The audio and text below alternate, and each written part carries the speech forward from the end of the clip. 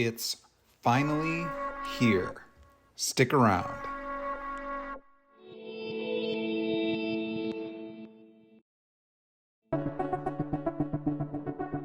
Nice to be in orbit.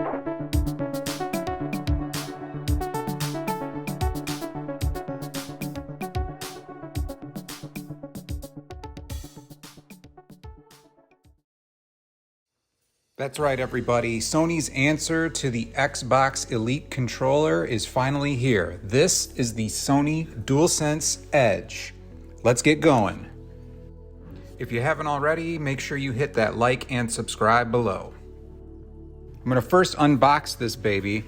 Really, this controller has everything that you could think of being necessary in that pro gamer genre. So this controller is meant to be used over multiple platforms with different playing styles, such as first-person shooters, racing games, different RPGs, and it has all of the customization that you could possibly need from a controller, this time from Sony. So in the box, you're going to find a white, smooth plastic hard shell carrying case, the DualSense Edge wireless controller, a USB braided cable, 2 standard caps, 2 high dome caps, 2 low dome caps, 2 half dome back buttons, 2 lever back buttons, the connector housing, a carrying case like I mentioned, and the instruction manual.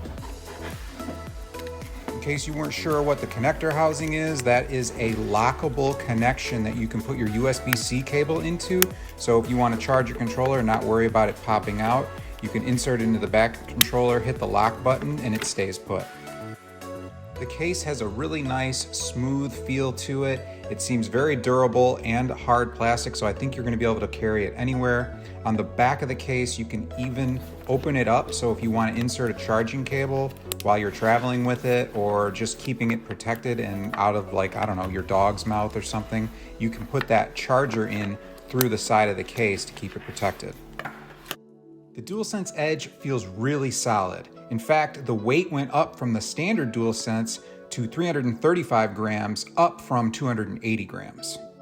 Right away, you'll notice at the bottom there are 2 function buttons right below the left and the right stick, along with your 3.5mm headphone jack at the bottom and your USB-C port for charging at the top. One really nice feature about the Edge controller is that on the inside of the hand grips, they actually created a small rubberized area to give you better grip of the controller. Taking a look at the back of the Edge, you'll actually notice at the top left and right that there's some tunable triggers, and those things allow you to set different parameters for your trigger pull distances. The cool thing is Sony still kept the haptic feedback triggers, so even when you have the shortest pull distance, you still get the vibrations out of those trigger buttons. Taking a look inside the case, you'll notice that there are different sizes for your customizable controls, so you can actually change out the different sticks and tunable triggers. If you like something longer, like a back paddle from like the original PS4 attachment, or something smaller and more modern, you have both options, and they're super easy to take out and put in. They're magnetic and they just kind of slide under and lock into place.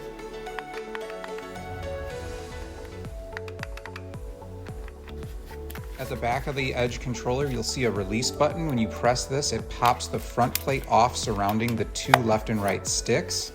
And then you can actually pull out and replace those sticks if they ever get worn out or damaged.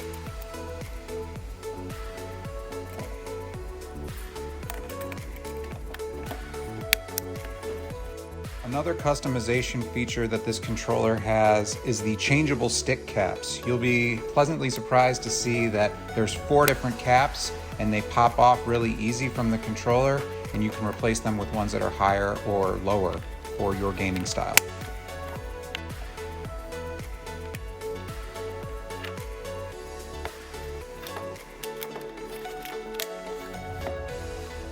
Sony DualSense Edge wireless controller retails for $199.99 and is available online. I'll leave a link in the description below so you can purchase one for yourself.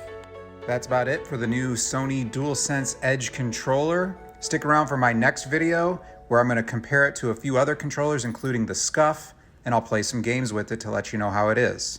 Thanks for joining me here on The Dangeon, and I'll talk to you guys next time.